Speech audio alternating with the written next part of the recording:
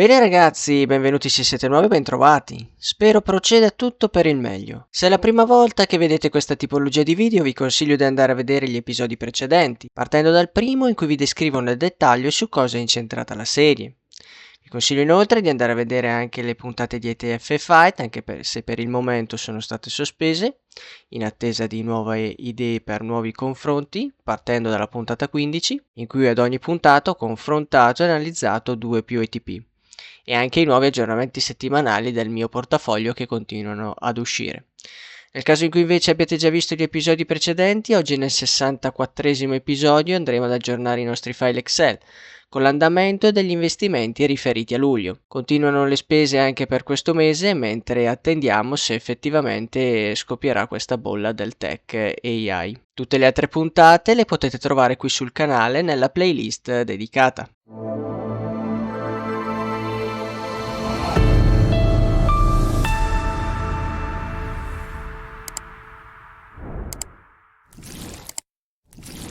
Prima di proseguire, come al solito e come farò ad ogni episodio, vi ricordo che la serie How I Invest My Money è realizzata e rivolta a tutti gli appassionati di investimenti e finanza personale. La serie di puntate viene pubblicata a solo scopo informativo. Non deve essere considerata come offerta di vendita o sollecitazione di investimento, in quanto non costituisce consulenza in materia di investimenti ed è priva di raccomandazioni personalizzate. Non si fornisce alcuna garanzia di rendimento e ne si assume alcuna responsabilità per eventuali perdite di capitale, qualora decidiate di replicare le operazioni effettuate all'interno di questa serie. Quindi ragazzi, mi raccomando, come dico sempre, abbiate capacità di critica su quello che vedrete all'interno di questa serie, anche perché si tratta della mia operatività e che potrebbe non coincidere con la vostra. Bene, possiamo cominciare. Eccoci come di consueto nel file Excel Patrimonio 2026. E prima di andare a vedere il foglio numero 1 patrimonio, che sicuramente vi interessa molto, cominciamo come di consueto dal foglio numero 3 conto titoli. Questo foglio vengono monitorati nel dettaglio tutti gli investimenti in azioni, ETF e obbligazioni, sia nella parte di acquisto che nella parte di vendita, anche se nettamente inferiore per il momento. Spostiamoci per il mese di luglio. Nello scorso video avevo detto che per il mese di giugno non avrei effettuato il pack su China Molybdenum e ZG Mining Group. È stato un piccolo errore, in quanto quello è stato l'ultimo acquisto per il momento riguardo le due azioni singole cinesi, e infatti da luglio per il momento è fermo. Prosegue invece il pack sull'ETC dell'oro e sull'ETF della Cina, che comunque ho appena cominciato, mentre prosegue sulle azioni singole NIO e Novo Nordisk per un importo pari a 100 euro, mentre l'ETF della Cina ha un importo pari a 200 euro o 800 euro per quanto riguarda l'ETC sull'oro. Ci spostiamo poi alla parte quella dedicata alle cripto, che vi ricordo sempre per il momento che sono convertite in stablecoin e le detengo attualmente sempre su Nexo, in attesa appunto di effettuare nuovamente i nuovi acquisti che secondo me verso settembre, fino dell'anno, potremmo ritornare ad acquistare.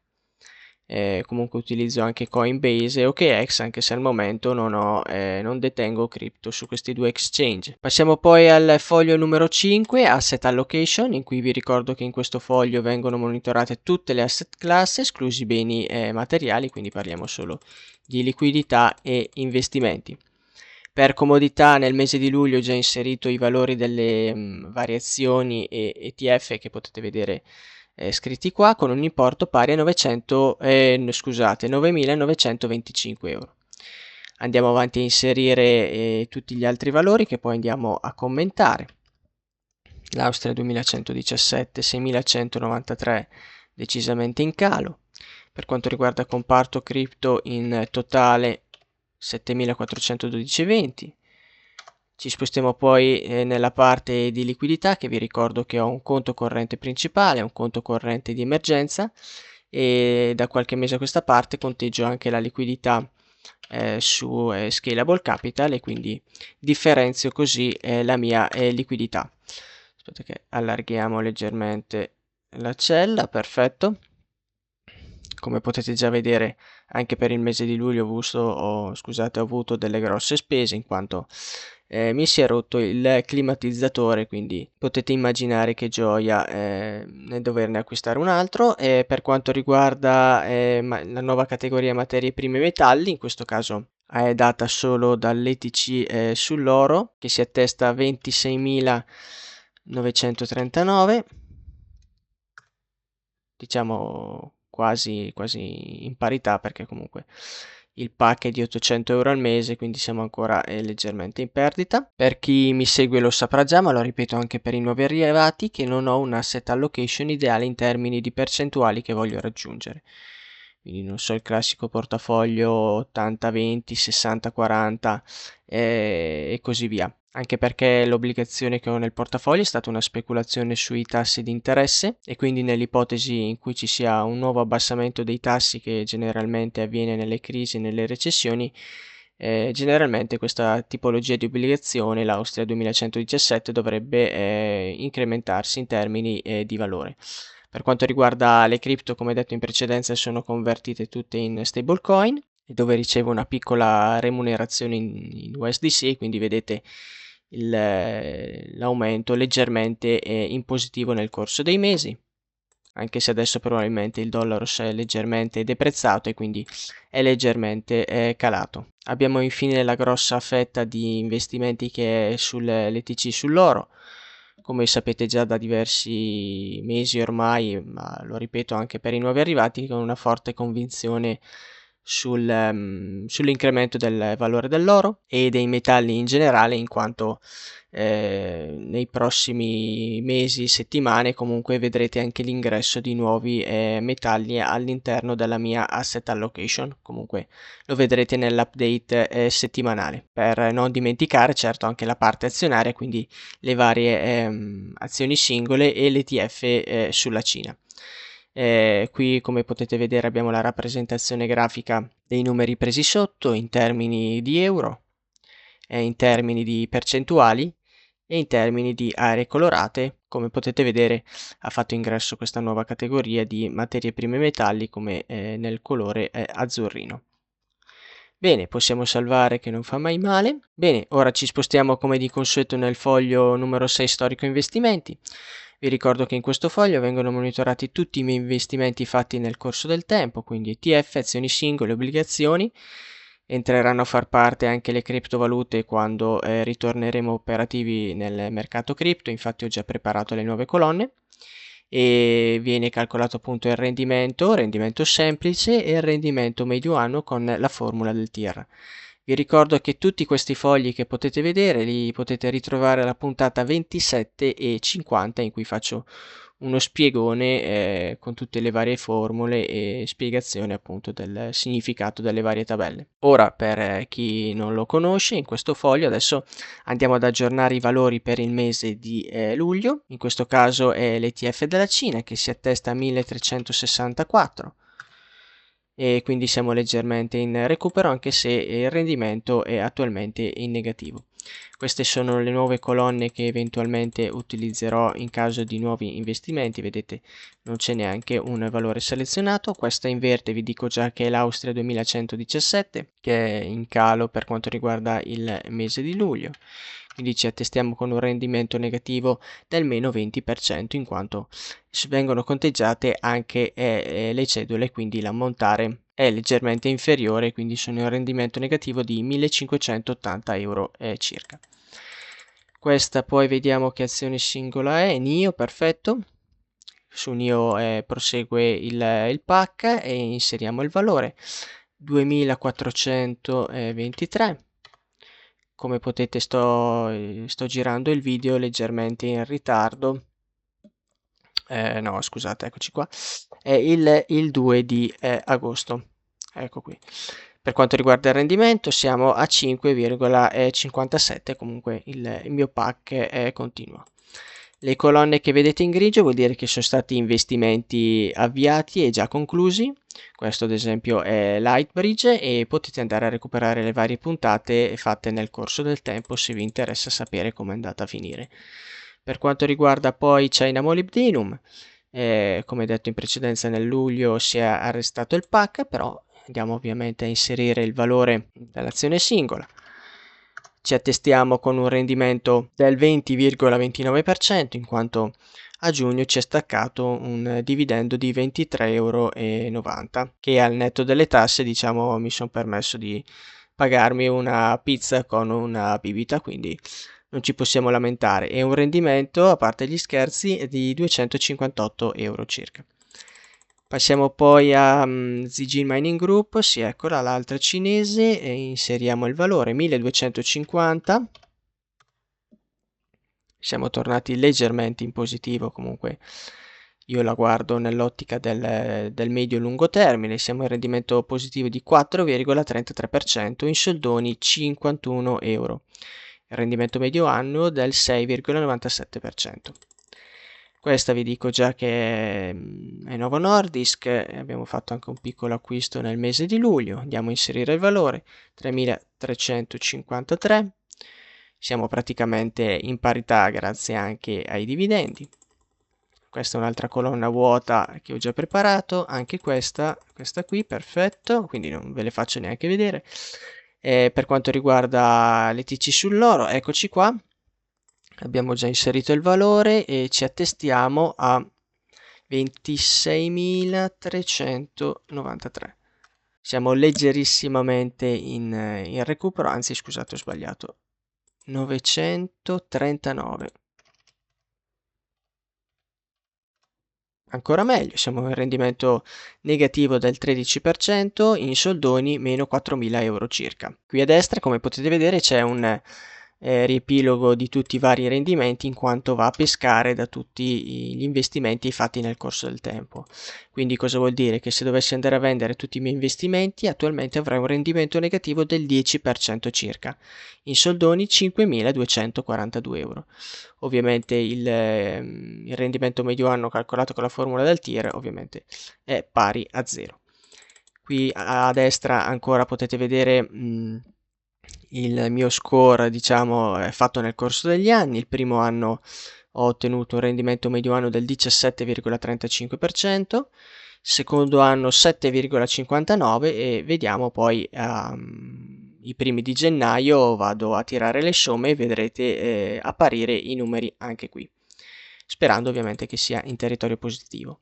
Nella parte di destra qui c'è una tabellina facente parte sempre di storico investimenti in cui vado praticamente a fare un mega riassuntone di tutti i miei investimenti fatti nel corso del tempo. Se vedete che è sullo sfondo grigio vuol dire che l'investimento scusate, è concluso con il relativo guadagno. Questo ad esempio è stato un fondo consigliato dalla mia prima banca nel 2020 e come potete vedere non è andato a buon fine, mentre se vedete che lo sfondo è ancora bianco vuol dire che l'investimento è ancora in corso d'opera. Qui sotto poi abbiamo appunto un riassuntino dei vari rendimenti nel corso degli anni, scusate, mentre questa è una simpatica tabellina che avrete già avuto modo di vedere, recuperata su X, che è una sorta di classifica dei migliori investitori nel corso della storia. Ovviamente il mio obiettivo non è batterli, ma avere una sorta di benchmark per vedere come stanno andando i miei investimenti. Nel caso in cui dovessi trovarne una un po' più aggiornata, la cambierò con dati più aggiornati. Bene, dopo aver aggiornato tutti i file del foglio, scusate, dopo aver aggiornato tutti i fogli del file patrimonio 2026, adesso andiamo al foglio numero 1 patrimonio. Foglio numero 1 patrimonio, vi ricordo che in questo foglio vengono monitorate proprio tutte le asset class, quindi beni mobili e immobili, infatti c'è anche l'automobile e la casa che vi ricordo che è di mia proprietà. In questo caso i conti sono separati e adesso vado a inserire tutti i valori, poi andiamo a fare un commentino per ogni voce. Non vi preoccupate che dopo andiamo a commentare questo calo. Austria 2117. Secondo conto corrente che utilizzo come piccolo fondo di emergenza e su cui ottengo una piccola remunerazione, come potete vedere. Una grossa liquidità scalable, infatti ho spostato un po' di liquidità. Perfetto, comparto cripto. Per quanto gli ETF della Cina si è leggermente ripreso. Azione singola NIO è 2423. China Molybdenum. L'altra cinese. Abbiamo poi Novo Nordisk 3353.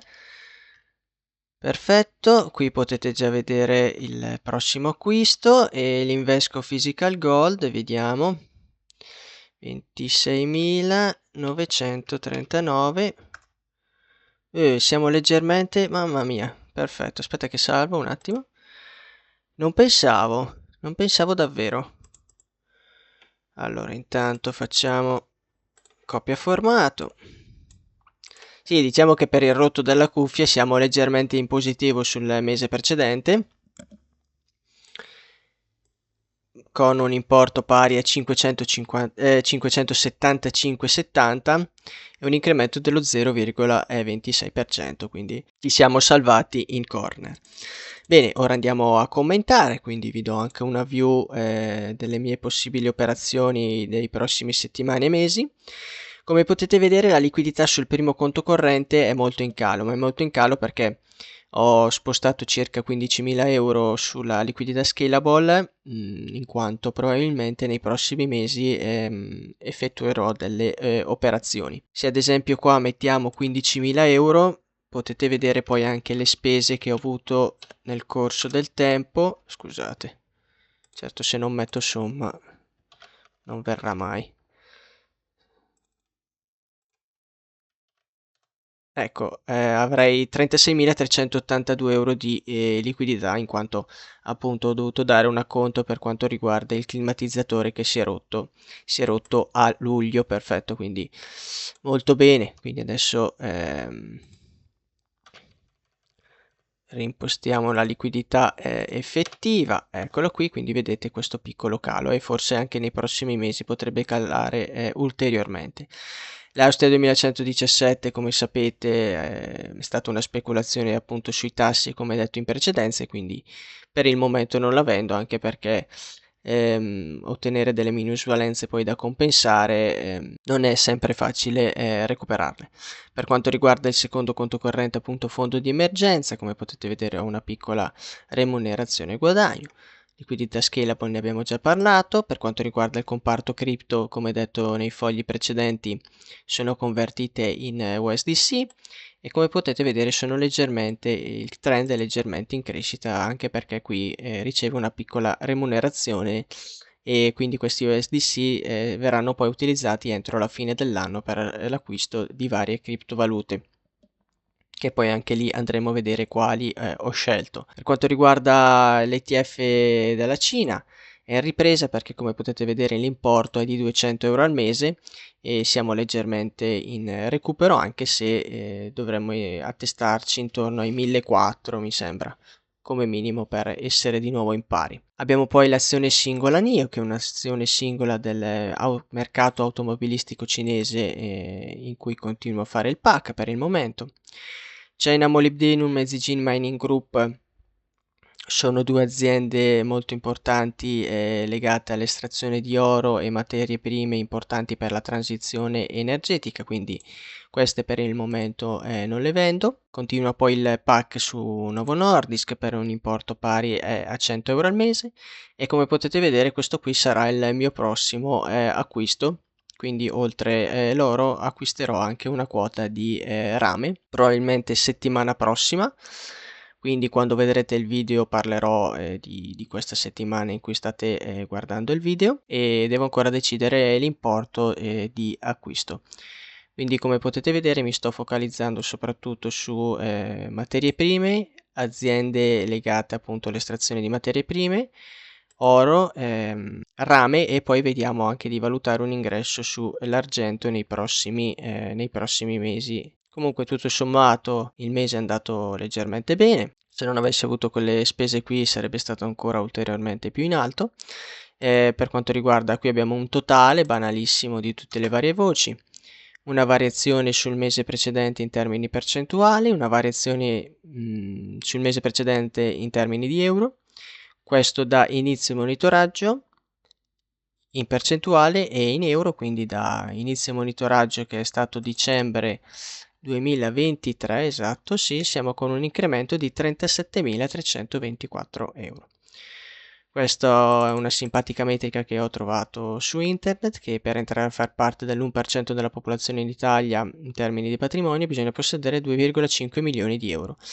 L'articolo è del 2024 e quindi banalmente il risultato del calcolo fa vedere quante volte devo moltiplicare il mio patrimonio per ottenere quella cifra.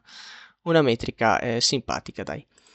Bene, anche beh, certo, poi sotto qui abbiamo la rappresentazione grafica di tutte le voci. Qui abbiamo il patrimonio in totale e patrimonio escluso abitazione e auto, in modo tale da avere un dettaglio un po' più accurato. Bene, possiamo salvare. Terminata la compilazione del file patrimonio, ora andiamo ad aprire e completare i file per pack. In questo caso non c'è più quello del Nasdaq 100, ma abbiamo quello legato all'ETF della Cina e all'ETC sull'oro. Eccoci qui sul primo file per pack sull'ETC dell'oro. Vi ricordo che questo foglio l'ho preso in prestito dal professor Coletti, la sua puntata si chiama Risparmioforo, quindi andate a vedere la sua puntata che sicuramente lo ha saputo spiegare meglio di me. Io cosa ho fatto? L'ho preso in prestito, ho fatto delle piccole modifiche, ho fatto un'ipotesi, 200 euro al mese per tot anni sulle TF della Cina. Ho scelto il 6% come rendimento medio anno del mercato cinese. Ho cercato un po' su internet e ho utilizzato, mi consigliava di utilizzare 5-6% e io ho messo il 6%. Dopodiché, una volta inseriti i dati nella tabellina, il file Excel fa il suo lavoro con il grafico relativo. Dopodiché ho copiato i file, scusate, ho copiato i fogli, come potete vedere ho tolto il rendimento in quanto effettivamente andiamo a inserire i valori, nel senso che l'importo è sempre di 200 euro al mese. Tiriamo giù la formula del totale versamenti, adesso andiamo a inserire il valore dell'ETF, 1364, anche questo è in territorio negativo, però come detto in precedenza siamo leggermente migliorati. Vi ricordo che utilizzo il colore verde nel caso in cui il mio investimento è positivo e ben oltre l'aspettativa fatta all'interno di questa tabella.